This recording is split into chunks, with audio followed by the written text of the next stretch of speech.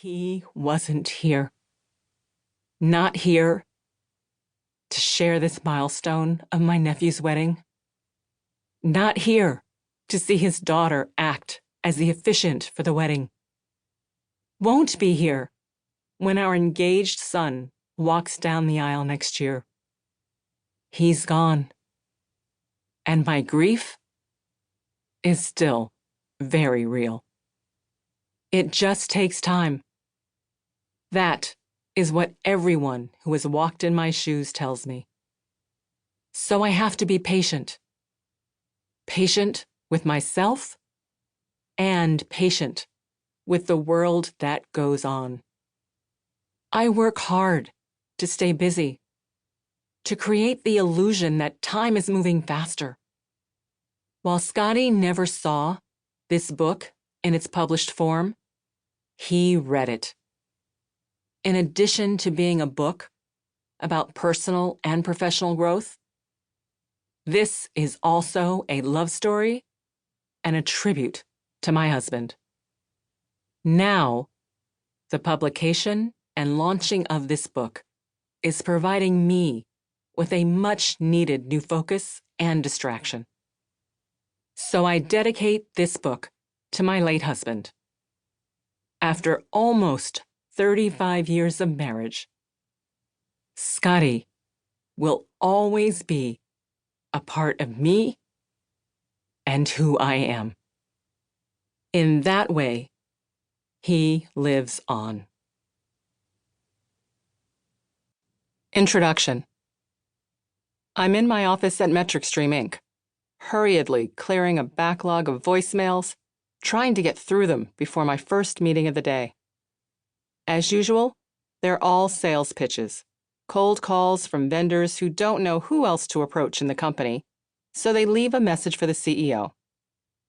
Anyone who really needs me calls my cell phone or sends me an email, so I'm only half attending, listening to each message just long enough to confirm that it's a sales call before I delete it. My gaze wanders out the window of my corner office to the view of Highway 101 in the distance. All those cars rushing who knows where. Outside my door, I hear people arriving at their desks, settling in for another busy day. What time is it, I wonder? But before I can check the clock, a distinctive voice interrupts my thoughts. Shellye, this is Lowell McAdam, the message says. Lowell McAdam, I think? Where have I heard that name? Mark Andreessen suggested I talk to you. Can you give me a call? Mark Andreessen? Now that name I know well. What is this about?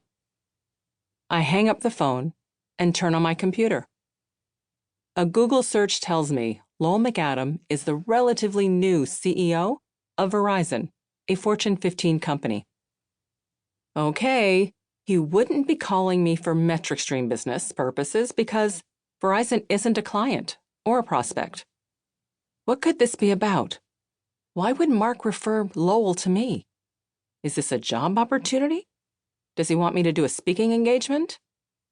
Befuddled, I call Mark. It's all good, Shellye, Mark tells me.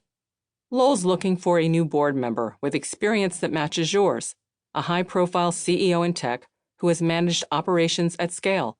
I recommended he speak with you. I hang up the phone. Verizon wants to talk to me about a board position? A smile takes over my face. When I was a junior in high school, after a fateful conversation with a school guidance counselor, I set a major career goal. I wanted to become a CEO. During college, I refined that goal. I would become CEO of a tech company.